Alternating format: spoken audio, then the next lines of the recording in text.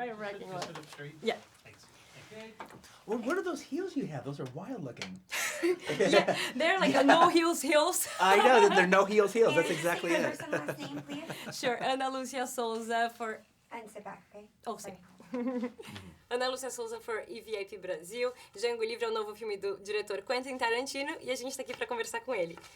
Quentin, we in Brazil had also this slavery, unfortunately, and it's a very touchy subject. And you went there with Django. When did you incorporate the idea of talking about slavery in Django Unchained? Well, it's it seemed like the fact that it seems like Westerns have actually just not dealt with slavery. They almost as if they bend over backwards not to deal with it. And I wanted to deal with America during this time and deal with the antebellum South in particular, but I didn't want to do it in a full-on like historical retelling of a story, or even a Schindler's List kind of, okay, we're going to just deal with the pain and the atrocity of it all.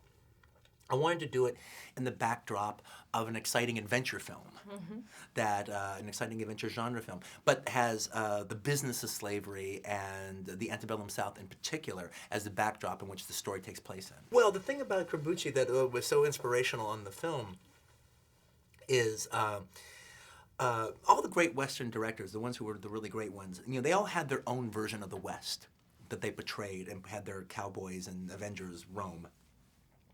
And I think of all the directors making Westerns, none of the Western landscapes were as brutal as Sergio Corbucci's. It was a violent, violent world where life is cheap, death maybe has a price.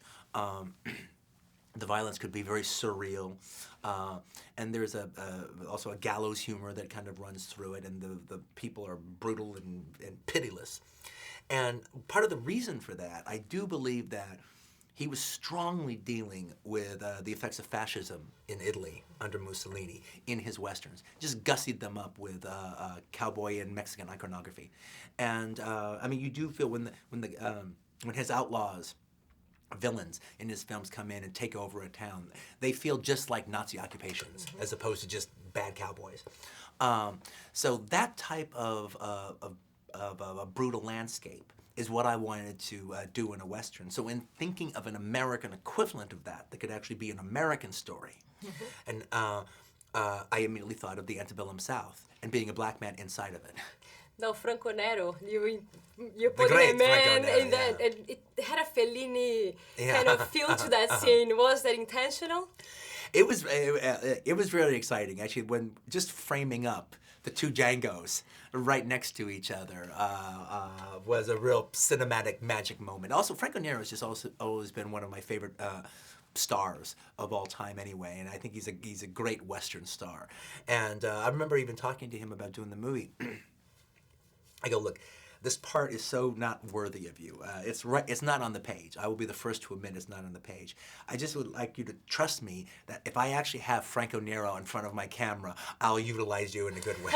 I promise you'll be happy you did the movie. The choice of music, do you write? Do you listen to music when you writing, or Brazilian music? Does it inspire you at all? Yeah, it goes all the way through. It's a process all the way through. I come up with some music that I want to use for the movie, just even when I come up with the story initially, and that kind of gives me a foothold on the story and inspires me. And then I come up, and the more I start writing the script, the more I start coming up with specific choices. But that keeps on going on through the shooting, through the editing. Usually, the last moment of the mix, I'm usually sticking a couple more pieces in.